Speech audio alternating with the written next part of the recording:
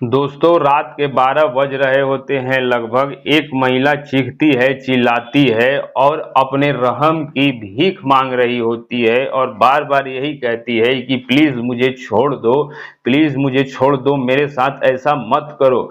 मगर उसका बेबस पति उस चीज को देख रहा होता है, क्योंकि वह चारपाई से बंधा हुआ होता है और उसके मुंह में कपड़ा भरा हुआ होता है।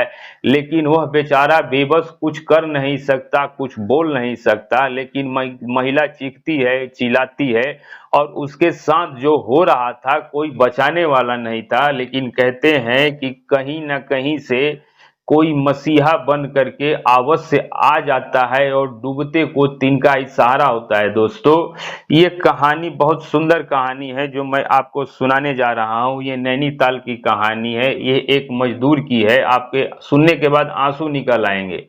नमस्कार दोस्तों, ये सच्ची घटना जो मैं आपको सुनाने जा रहा हूं दोस्तों, इसे सुन करके आप इग्नोर मत करना, थोड़ा आप जरूर सुनना, क्योंकि गरीबों के साथ ऐसा हुआ और उस महिला के साथ जो हुआ वह शायद भगवान किसी के साथ ना हो ऐसा ऐसा उन लोगों ने उसके साथ किया।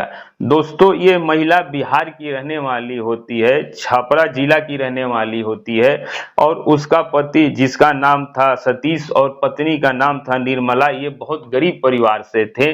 और गरीब ही हमेशा आपने देखा होगा कि मजदूरी करने जाते हैं, तो वह मजदूरी करने के लिए निकले थे और एक जगह एक मकान बन रहा था, वहां पर उसमें बेलदारी का काम करते थे। राजमिस्त्री के साथ पति पत्नी दोनों ही काम करते थे, कोई बचा नहीं था इनका।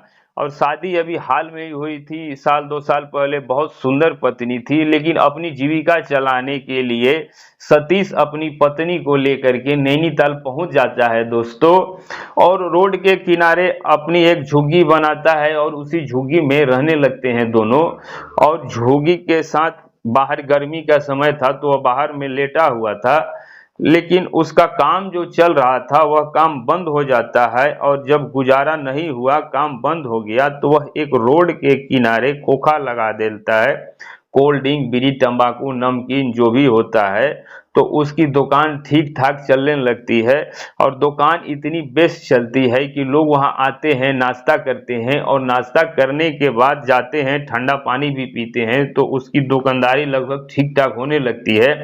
लेकिन दोस्तों, वहीं के दो दबंग गुंडे होते हैं, जिन्हें शराबी कहिए या अय्याश कहिए, उसकी पत्नी को देख करके कयास लगाने लगे कि कितनी सुंदर इसकी बीवी है, पैसा कितना भी खर्च हो जाए लेकिन एक दिन इसे हासिल करके रहेंगे दोनों। उन दोनों के मन में ये इच्छा जाग जाती है। वह रोजाना ही आते थे, कभी ठंडा पीते थे, शराब की तो वहां नो एंट्री थी। शराब निर्मला वहां किसी को पीने नहीं देती थी और सतीश भी इसे घृणा करता था। लेकिन उनके मन में खोट जाग जाती है दोस्तों उस निर्मला को देखकर। और उसकी दुकान बहुत अच्छी चलती है, सबसे प्यार करके भैया कह के बात करती थी। लेकिन वह दो दबंग गुंडे होते हैं, वह उस पे नजर लगाए रहते हैं और नजर लगाने के बाद एक दिन ऐसा मौका देखते हैं कि कब वह मौका मिले जब हम इसे किसी प्रकार से हासिल करें दोस्तों। लेकिन होता यह है कि कुछ समय के बाद सतीश जो होता है वह बीमार पड़ जाता है। और सतीश जब बीमार पड़ जाता है तो दुकान पे डॉक्टर ने कहा कि आप मत बैठिएगा, कुछ समय के लिए आपको आराम करना है। तो दोस्तों, सतीश जो था वह अपना लेटा रहता था और उसकी पत्नी दुकान चलाती थी और लोग आते थे, बहुत सारी भीड़ रहती थी। लेकिन इसी के चलते दोस्तों, एक गरीब उसके गांव का और भी काम करता था और उसने भी सोचा कि सतीश का धंधा तो ठीक ठाक चल रहा है, तो हम भी ये अगर ये काम करने लगे, तो उसने भी बगल में काम किया, एक से दो हो जाए, लेकिन उसका धंधा नहीं चल पाया और उसके बाद वह घर चला गया।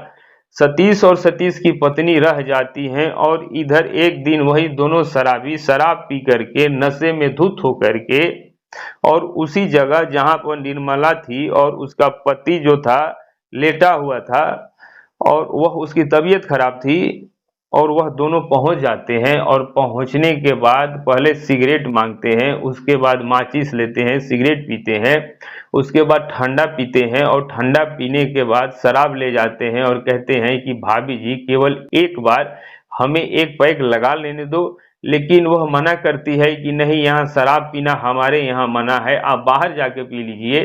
तब वो कहते हैं ठीक है सॉरी भाभी, हम लोग जाके बाहर पी लेते हैं, और शराब पी के फिर अंदर आ जाते हैं। तो बार बार कोई चीज मंगाते हैं तो कभी कोई चीज मंगाते हैं, और उन लोगों का वहां से हटने का मन ही नहीं करता। और अगर 50 का चीज है तो 100 रुपये देते हैं और कहते हैं कि ठीक है ब्लैक में दे दो। लेकिन वह उतने ही पैसे लेती है जितने में उसका दाम था दोस्तों। लेकिन उन्होंने देखा कि इसका पति कब जाए कब नहीं जाए, तो उसने अपने पति को दवा दी, और दवा देने के बाद वह सोचने लगी कि यह तो बीमार है, अब क्या किया जाए, ये तो जाएगा नहीं, तो इसे इसी जगह बांध दिया जाए दोस्तों। तो वह देखते हैं कि कोई अब आने जाने वाला नहीं है और अब कोई गौर नहीं करेगा, तो एक निर्मला को पकड़ लेता है और उसके पति सतीश को बांध देता है, उसके मुंह में कपड़ा डाल देता है। निर्मला सीता चिल्लाने की कोशिश करती है तो वो बहुत ताकतवर होते हैं और महिला आखिर महिला ठहरी। लेकिन दोस्तों उसका पति जो होता है वो भी देख रहा था कि आखिर ये हो क्या रहा है उसके साथ।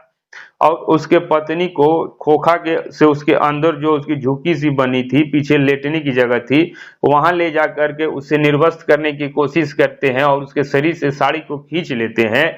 और साड़ी जब खींच लेते हैं तो उसका पति सब देख रहा था कि उसके उसके शरीर से साड़ी को खींच रहे थे और उसके बदन को छू रहे थे।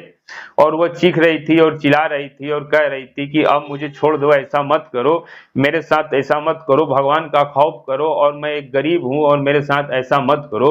लेकिन दोस्तों वे दोनों दुराचारी बिल्कुल भी नहीं मानते हैं और भूखे भेड़िए की तरह चारों तरफ से उसे लग जाते हैं, चिपक जाते हैं। और उसका बेबस पति सब कुछ देख रहा था, सोच रहा था कि हे भगवान आज ये क्या होने वाला है और क्या होगा मेरी पत्नी के साथ। लेकिन वो बहुत चीखती है और चिल्लाती है, लेकिन कहते हैं कि भगवान कहीं ना कहीं से किसी को भेज देता है। और उसी समय एक गाड़ी में 4 लोग आ रहे थे और उन्होंने सोचा कि चलो पानी पी लेते हैं। उसमें 2 नौजवान लड़के थे, पढ़े लिखे भी थे, और जैसे ही वह गाड़ी रोकते हैं तो रुकने के बाद उतरते हैं पानी पीने के लिए, ठंडा पीने के लिए। तो वह नशे में धुत क्या देखते हैं कि वह, क्योंकि वह उन्हें तो महिला की हवस से खिलवाड़ करनी थी, इसलिए उसे उन्होंने तो इस तरफ ध्यान ही नहीं दिया। और जैसे ही वो महिला चीख रही थी बचाओ मुझे, छोड़ लो, ऐसा मत करो, लेकिन उसमें से 2 जवान जो लड़के होते हैं वह भाग करके आते हैं और एक एक लात दोनों को देते हैं और दोनों ही धराशायी हो जाते हैं। और इतना होते ही इतना दोनों को मारते हैं कि उन्हें छठी की दूध याद आ जाती है और दोनों हाथ जोड़ करके कहते हैं कि अब ऐसा नहीं होगा। और वह दोनों माफी मांगते हैं और वह बोलते हैं कि तुम कपड़े पहन लो। लेकिन उन दोनों की इतनी कुटाई कर देते हैं कि तुरंत पुलिस को इन्फॉर्म करते हैं। और वह पुलिस को फोन करने के बाद वह दोनों को पुलिस के हवाले दे देते हैं। और एक जो वीडियो बना रहा था वह वीडियो भी सौंप देते हैं और कहते हैं कि ये गरीब लोग हैं और अपना भरण पोषण करते हैं, और इतने पैसे वाले ही अगर हो तो यहाँ आ करके ऐसा क्यों करते हो। तो दोस्तों पुलिस तुरंत ही उनके खिलाफ मुकदमा लिखती है और 376 लगाती है और बाकी की धाराएं लगाती हैं, और लगाने के बाद दोनों को जेल के सलाखे के पीछे डाल देती है। तो दोस्तों उधर सतीश जो बंधा हुआ होता है तो उसे भी खोला जाता है। तब वह चारों लोग पूछते हैं और पुलिसकर्मी भी होते हैं कि आप कहाँ के रहने वाले हो। तब वह पूरा एड्रेस बताते हैं कि हम बिहार के रहने वाले हैं और अपना भरण पोषण करने के लिए आए हैं। मजदूरी का काम करते थे तो मजदूरी बंद हो गई तो यहाँ खोखा रख लिया, और यहाँ इन गुंडों ने आकर ये सब कुछ करने लगे दोस्तों। तो दोस्तों जब दोनों रोने लगते हैं तब जो गाड़ी में लोग जा रहे थे वह बहुत बड़े पैसे वाले थे, तो उन्होंने तुरंत ही उन्हें 1 लाख रुपए का चेक काट के दिया और कहा कि तुम मेरी बहन जैसी हो और तुम आप चिंता मत करो, ये गुंडे मवाली ऐसे ही होते हैं, और तुम्हें यहाँ से जाकर कहीं और दूसरी जगह पर धंधा कर लेना, यहाँ पर बंद कर दो, क्योंकि आज ऐसा हुआ है किसी दिन फिर छूट कर आए और आप परदेसी हो, और अगर यही काम करना है तो अपने देश में जाकर अपने प्रदेश में जाकर ये काम कर लो, और अपने ही जिले में जाकर करोगी तो ये परेशानी नहीं आएगी। और ये लो 1 लाख रुपए। वो चारों लोग मिलके 30-30 हजार रुपए दे देते हैं और वह मना करते हैं, इनकार करते हैं, लेकिन वह बोलते हैं कि नहीं तुम गरीब हो, हमारी बहन के बराबर हो, तो ये ले लो, और वह ले लेते हैं, और लेने के बाद दूसरे ही दिन वह खोखा और वह सब कुछ बेचने के लिए दूसरे को दे देते हैं। बेचकर और अपनी पत्नी को लेकर सतीश और उसकी पत्नी निर्मला अपने घर के लिए चल देते हैं। दोस्तों, कहते हैं कि वक्त किसी भी मोड़ पर ले जा सकता है, आपको समय कहीं भी ले जा सकता है, और दोनों ही बड़े प्यार से और चाव से अपने घर आते हैं, और फिर जाकर वहीं पर उनसे भी बात करते रहते हैं, और एक अच्छा दुकान खोलते हैं, और फिर अपना जीवन व्यापन शुरू कर देते हैं।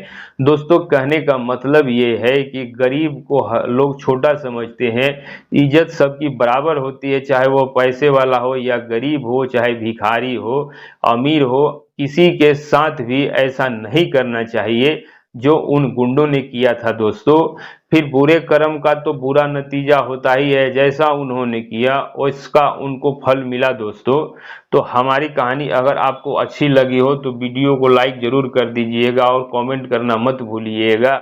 और इस कहानी को सुनाकर किसी को परेशान करना नहीं, किसी का दिल दुखाना नहीं, केवल आप लोगों को जागरूक और सचेत करने का मेरा उद्देश्य है। कहानी सुना करके अगर आपको कहानी जरा से भी अच्छी लगी हो तो वीडियो को लाइक और कमेंट करना मत भूलिएगा। आप कहानी कहाँ से सुन रहे हैं ये भी बताना मत भूलिएगा।